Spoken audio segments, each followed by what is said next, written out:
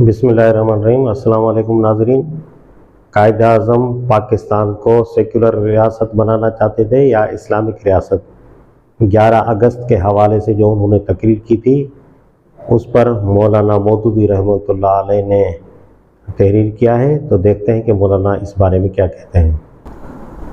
कायद आज़म और 11 अगस्त की तकरीर, क्या पाकिस्तान को एक इस्लामी रियासत बनाना कायद आज़म के पेश नज़र न था?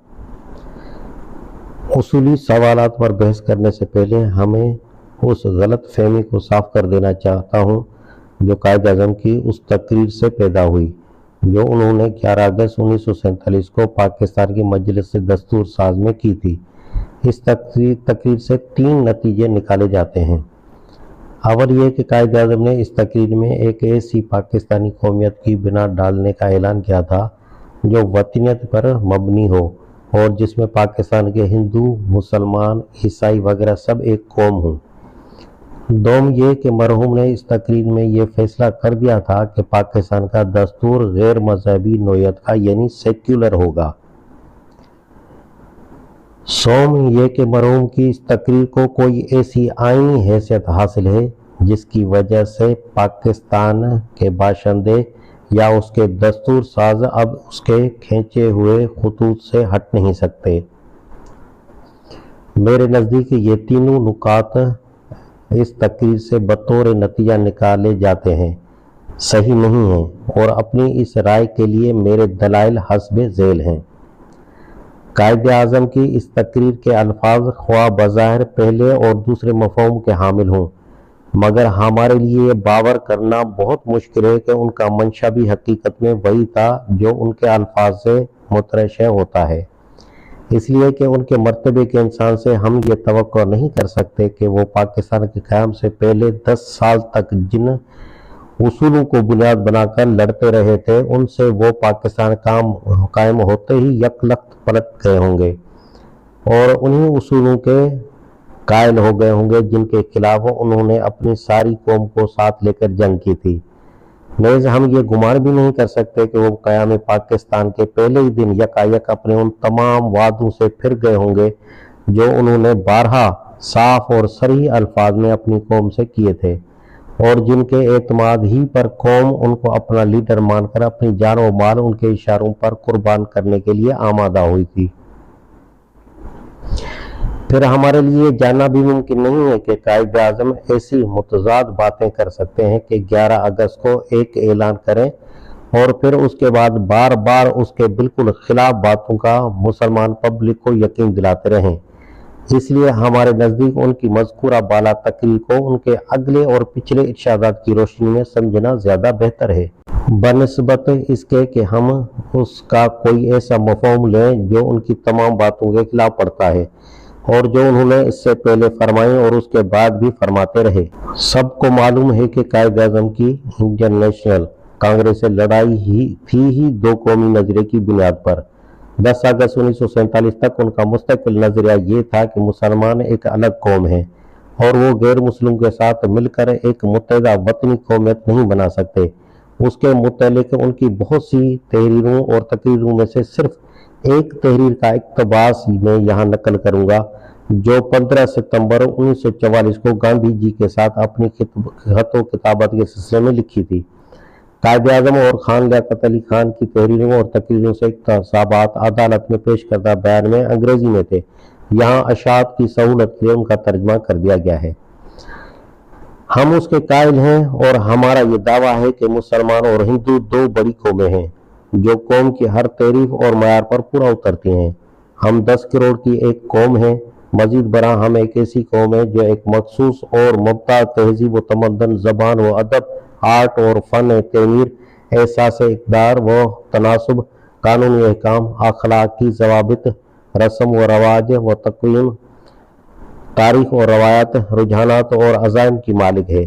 खुलासा बहस यह है कि ज़िंदगी और उसके मुतल्लिक़ात के बारे में हमारा अपना एक इम्तियाजी ज़ाविया निगाह है और बैनुल-अक़वामी कानून की हर दफ़ा के लिहाज से हम एक कौम हैं। मिस्टर जनाह की तकरीरें और तहरीरें बज़बान अंग्रेज़ी, मरतब जमीलुद्दीन अहमद, सफ़ा 181।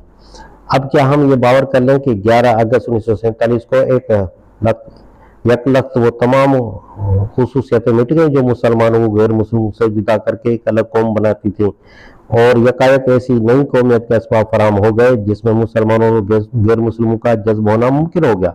اگر ہمیں اس بات کو مان لیں تو قائد اعظم کو اس الزام سے نہیں بچایا جا سکتا ہے کہ وہ ایک بااصول آدمی نہ تھے، بلکہ نئے سیاسی مسئلوں کی خاطر اصول بناتے اور بدلتے تھے۔ مرحوم کی اس وفات کے 4-5 سال بعد ان کی روح کو ایسے الزامات کا تحفہ پیش کرنے کے لیے میں تو کسی طرح تیار نہیں ہو سکتا۔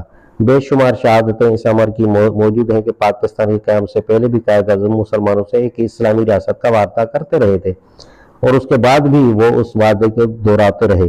پہلے کے وعدوں میں سے صرف چند مثالیں ملاحظہ ہوں۔ 11 نومبر 1945 کو فرنٹیئر مسلم لیگ کانفرنس میں تقریر کرتے ہوئے انہوں نے فرمایا: مسلمان پاکستان کا مطالبہ کرتے ہیں جہاں وہ خود اپنے ضابطۂ حیات، اپنے تہذیبی ارتقاء، اپنی روایات اور اسلامی قانون کے مطابق حکمرانی کر سکیں۔ حوالہ مذکور صفحہ 437۔ پھر اسی کانفرنس میں انہوں نے 24 نومبر کو تقریر کرتے ہوئے اس خیال کا اظہار فرمایا: ہمارا دین، ہماری تہذیب، ہمارے اسلامی تصورات ہی وہ اصل طاقت ہیں جو ہمیں آزادی حاصل کرنے کے لیے متحرک کرتے ہیں۔ حوالہ مذکور صفحہ 422۔ پھر اسی زمانے میں اسلامی کالج پشاور کے طلباء کو خطاب کرتے ہوئے انہوں نے یہ الفاظ ارشاد فرمائے: لیگ ہندوستان کے ان حصوں میں آزاد ریاستوں کے قیام کی علم بردار ہے جہاں مسلمانوں کی اکثریت ہے، تاکہ وہ وہاں اسلامی قانون کے مطابق حکومت کر سکیں۔ حوالہ مذکور صفحہ 446۔ پھر 11 اگست والی تقریر سے صرف ایک مہینہ 12 دن پہلے 29 جون 1947 کو قائد اعظم ایک بیان میں انڈین نیشنل کانگریس کے اتحادیوں خان عبدالغفار خان اور ڈاکٹر خان صاحب کے اس الزام کی تردید کرتے ہیں کہ پاکستان کی دستور ساز اسمبلی شریعت کے بنیادی اصولوں کو نظر انداز کر دے گی، اور بیان دیتے ہیں: مگر خان برادران نے اپنے بیانات میں اور اخباری ملاقاتوں میں ایک اور زہر آلود شور برپا کیا ہے کہ پاکستان کی دستور ساز اسمبلی شریعت کے بنیادی اصولوں اور قرآنی قوانین سے انحراف کرے گی۔ یہ بات بھی قطعی طور پر غلط ہے۔ ڈان ڈیلی 30 جون 1947۔ دوسری طرف 11 اگست 1947 کے بعد جو ارشادات قائد اعظم کی زبان سے سنے گئے اور ان کے معتمد ترین رفیقوں نے ان کی جو ترجمانی بار بار خود ان کی زندگی میں کی اور جس کی کوئی تردید ان کی جانب سے نہ ہوئی، ان کے چند نمونے ملاحظہ ہوں۔ پشاور 14 جنوری۔ پاکستان کے وزیر اعظم مسٹر لیاقت علی خان نے اتحاد و یکجہتی کے لیے سرحد کے لوگوں سے اپیل کرتے ہوئے قائد اعظم کے ان اعلانات کا پھر اعادہ کیا کہ پاکستان ایک مکمل اسلامی ریاست ہوگا۔ انہوں نے فرمایا کہ پاکستان ہماری ایک تجربہ گاہ ہوگا اور ہم دنیا کو دکھائیں گے کہ 1300 برس پرانے اسلامی اصول ابھی تک کارآمد ہیں۔ روزنامہ پاکستان ٹائمز، لاہور، 15 جنوری 1948۔ اور پھر 11 اگست والی تقریر کے 4.5 مہینے بعد قائد اعظم محمد علی جناح گورنر جنرل پاکستان نے ایک اعزازی دعوت دی جو انہیں کراچی بار ایسوسی ایشن کی طرف سے دی گئی۔ تقریر کرتے ہوئے فرمایا: میرے لیے وہ گروہ بالکل ناقابل فہم ہے جو خواہ شرارت برپا کرنا چاہتا ہے اور یہ پروپیگنڈا کر رہا ہے کہ پاکستان کا دستور شریعت کی بنیاد پر نہیں بنے گا۔ روزنامہ پاکستان ٹائمز، 27 جنوری 1948۔ راولپنڈی 5 اپریل۔ مسٹر لیاقت علی خان وزیر اعظم پاکستان نے آج راولپنڈی میں اعلان کیا کہ پاکستان کا آئندہ دستور قرآن مجید کے احکام پر مبنی ہوگا۔ انہوں نے فرمایا کہ قائد اعظم اور ان کے رفقا کی یہ دیرینہ خواہش رہی ہے کہ پاکستان کی نشو و نما ایک ایسی مضبوط اور مثالی اسلامی ریاست کی حیثیت سے ہو جو اپنے باشندوں کو عدل و انصاف کی ضمانت دے سکے۔ روزنامہ پاکستان ٹائمز، 7 اپریل 1948۔ ان صاف اور صریح بیانات کی موجودگی میں ہم یہ سمجھنے سے قاصر ہیں کہ قائد اعظم کی 11 اگست والی تقریر کا ایک ایسا مفہوم نکالنا جو ان کے تمام اگلے پچھلے ارشادات کے خلاف ہو، مرحوم کے ساتھ انصاف نہیں ہے۔ علاوہ بریں اگر قائد اعظم کی اس تقریر کو اس کے ٹھیٹ لفظی مفہوم میں بھی لیا جائے تو ہمیں جذبات سے قطع نظر کرتے ہوئے یہ غور کرنا چاہیے کہ ان کے ان ملحوظات کی آئینی حیثیت کیا ہے۔ انہوں نے یہ تقریر خواہ صدر مجلس دستور ساز کی حیثیت سے کی ہو یا گورنر جنرل کی حیثیت سے، بہرحال کسی حیثیت میں بھی وہ مجلس دستور ساز ایک شاہانہ اختیارات رکھنے والے ادارے ساورن باڈی کو اس امر کا پابند نہیں کر سکتے تھے کہ وہ دستور انہی خطوط پر بنائے جو وہ کھینچ دیں۔